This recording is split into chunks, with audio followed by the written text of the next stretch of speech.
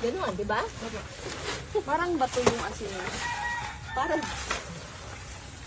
Yay! ayan, di ba? Pati yung mga blocking asin, nilagay ko na. Yeah.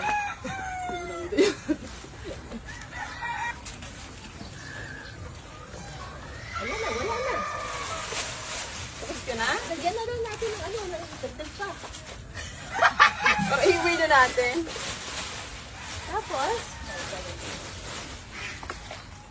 Yay! balot sa putik itong mga itlog na ito ay hihintayin na maburo for 18 hours. Days.